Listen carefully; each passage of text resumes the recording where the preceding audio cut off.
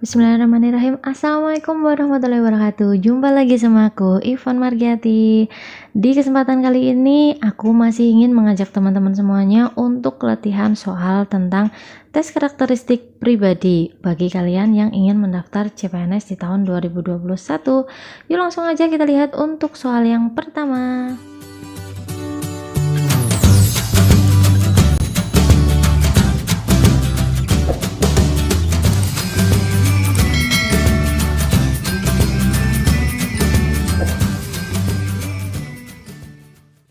Di era milenium ketiga ini, perubahan dunia terjadi dengan cepat.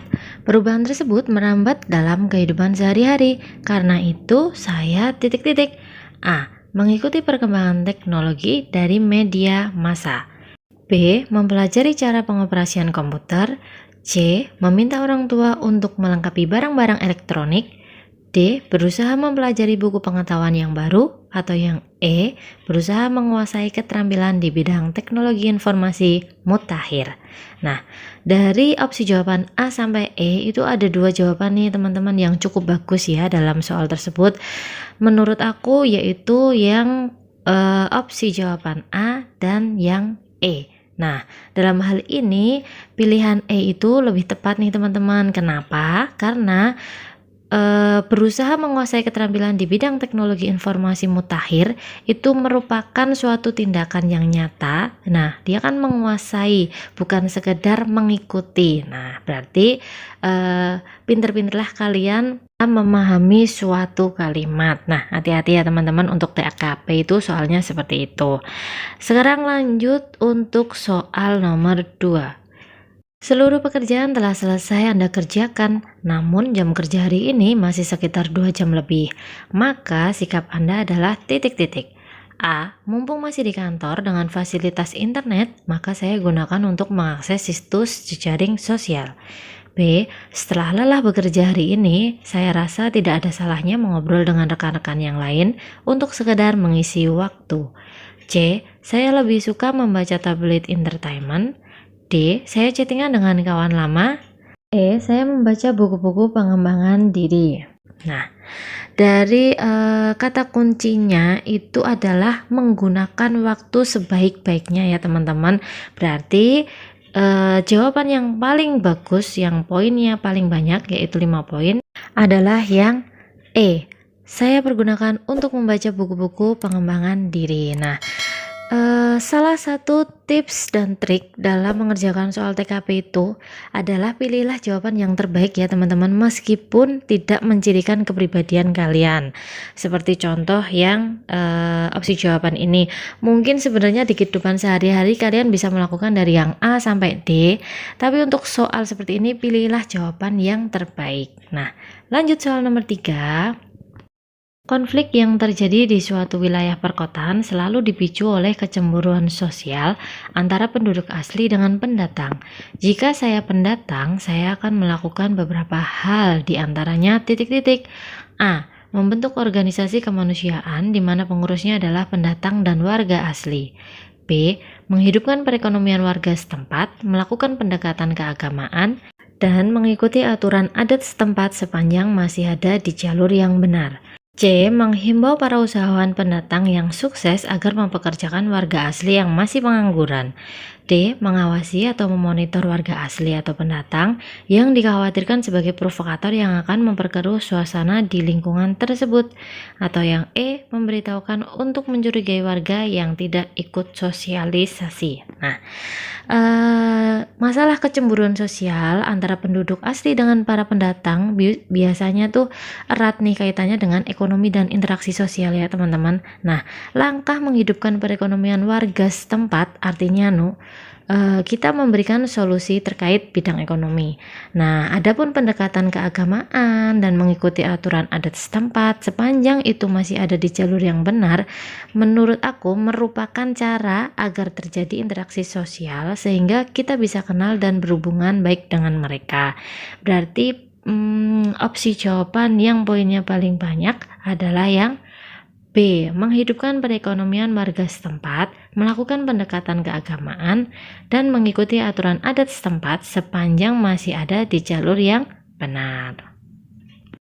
Soal nomor 4, saya sedang mengerjakan laporan tugas semester yang akan dikumpulkan besok pagi. Tiba-tiba sahabat saya datang dengan wajah sedih dan ingin curhat pada saya. Maka sikap saya A. Terus mengerjakan laporan sambil mendengarkan ceritanya. B. Mendengarkan ceritanya dengan penuh perhatian. C. Meneruskan mengerjakan laporan tanpa memperdulikan teman saya.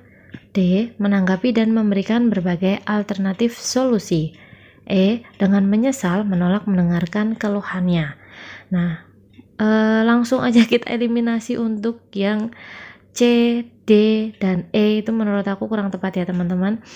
Sekarang kita lihat yang A dan B. Jadi ada dua hal yang harus kita kerjakan nih. Berarti kan antara mengerjakan laporan atau mendengarkan teman kita lagi curhat ya teman-teman. Nah, tapi ada penjelasan tugas dikumpulkan besok pagi. Berarti artinya masih ada kesempatan untuk mengerjakan tugas. Jadi nggak harus sekarang dikumpulkan. Kita masih ada kesempatan esok. Nah, kita dengarkan dulu nih ceritanya dengan penuh perhatian. Setelah itu kita bisa melanjutkan tugas agar bisa dikumpulkan besok pagi. Jadi, jika waktu kita sangat terbatas, baru kita bisa memilih jawaban yang A. Karena kita masih ada waktu mengumpulkannya besok, berarti kita pilih opsi jawaban yang B. Mendengarkan ceritanya dengan penuh perhatian. Lanjut soal nomor 5. Anda sedang sibuk mengerjakan tugas kantor. Dengan tiba-tiba, atasan Anda bertanya yang sebenarnya Anda juga kurang paham mengenai hal yang ditanyakan tersebut. Akan tetapi, ada beberapa yang Anda tahu jawabannya.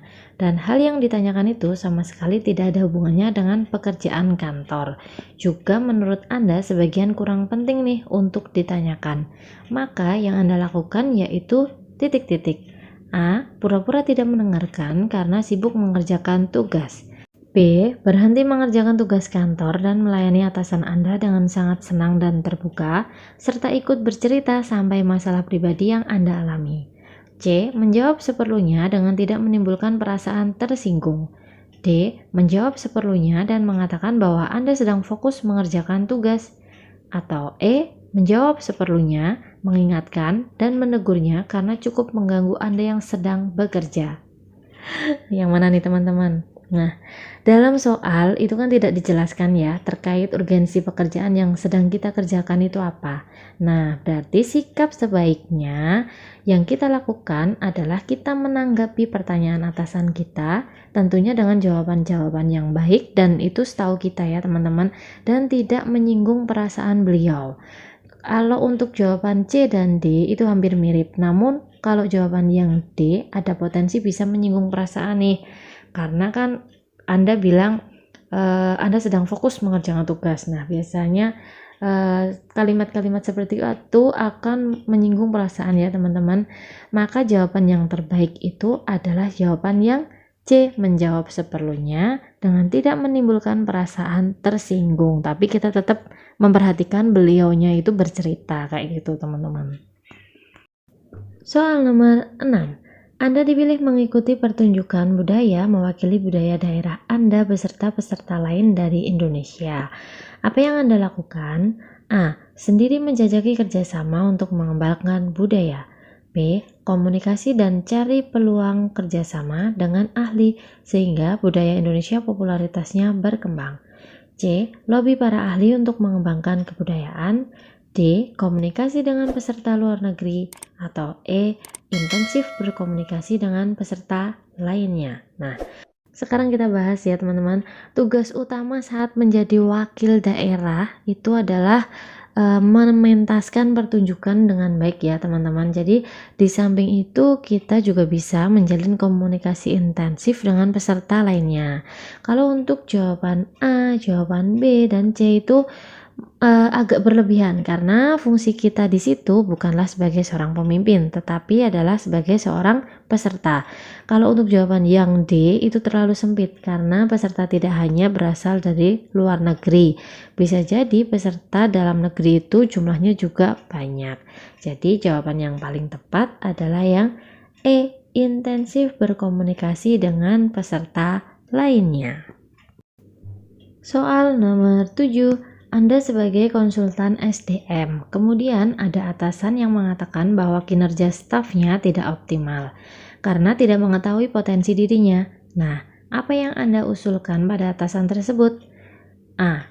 Memberikan kesempatan kepada staf untuk melakukan berbagai kegiatan agar dapat menilai kinerjanya. B. Memberikan pekerjaan kepada staf agar direnungkan di rumah dan memperoleh hasil optimal. C. Memberikan daftar kelemahan dan kelebihan kepada staf. D. Memberikan arahan kepada staf tentang pekerjaan yang sedang dia lakukan agar hasilnya sesuai target. E. Menolak menjadi konsultan lagi untuk tahun berikutnya. Oke. Untuk masalahnya itu sudah jelas ya teman-teman, bahwa stafnya tidak mengetahui potensi dirinya itu apa.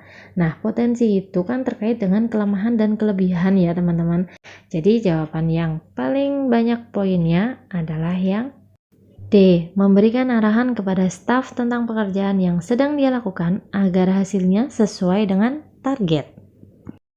Soal nomor 8. Hampir semua pegawai di kantor instansi saya meminta uang tanda terima kasih atas pengurusan surat izin tertentu. Namun, menurut peraturan kantor, hal itu tidaklah diperbolehkan. Maka saya A. Ikut melakukannya karena bagaimanapun juga kawan-kawan kantor juga melakukannya. Kemudian mengembalikan ke kas negara. B. Melakukannya hanya jika kondisi darurat, misalnya untuk keperluan membeli obat yang mendesak. C. Selama Anda dan keluarga Anda tidak terancam jiwanya, maka Anda tidak akan melakukannya. D. Berusaha semampunya untuk tidak melakukannya. E. Tidak ingin melakukannya sama sekali. Nah, hati-hati ya teman-teman. Opsi jawaban dari A sampai E itu hampir membingungkan semua. Dan menurut aku, apapun yang terjadi ya teman-teman, katakan tidak untuk KKN, apalagi ini soal untuk teman-teman yang ingin mendaftar menjadi seorang aparatur sipil negara. Jauhkan diri kalian dan jangan sampai kalian terlibat dalam praktek KKN. Jadi hilangkan jauh-jauh niat untuk melakukan KKN ya teman-teman. Dari opsi jawaban A sampai E yang jawabannya sama sekali tidak ingin melakukan KKN atau jauh-jauh nih dari niat KKN, itu adalah yang E, tidak ingin melakukannya sama sekali. Semangat soal nomor 9. Dalam perkembangan teknologi informasi di masa kini, terutama dalam dunia kerja, ketika mengakses internet, utamanya Anda adalah orang yang titik-titik. A. Senang memfollow akun-akun selebgram terkenal, berikut berita terbarunya. B. Menggunakan fasilitas internet sebagai sarana untuk menghasilkan uang. C. Ikut bergabung dengan beberapa grup media sosial untuk menjalin silaturahmi.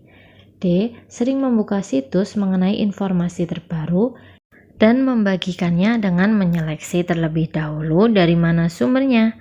E. Bisa memperoleh informasi yang dibutuhkan lewat kolom pencarian dan hanya dengan satu klik.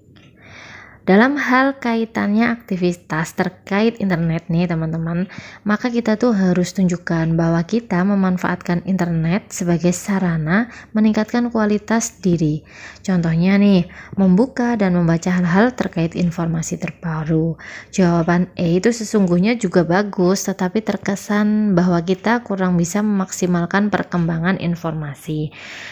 Kalau untuk jawaban yang terbaik menurut aku itu adalah yang D. Sering membuka situs mengenai informasi terbaru dan membagikannya dengan menyeleksi terlebih dahulu dari mana sumbernya. Jadi jangan sampai kita sebagai seorang ASN langsung forward langsung di-share.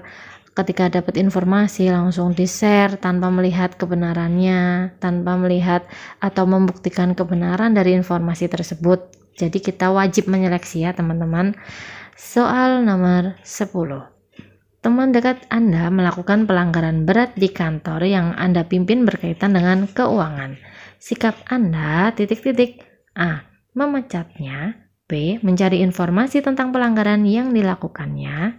C. Mencari informasi tentang pelanggaran yang dilakukan, kemudian menentukan langkah selanjutnya.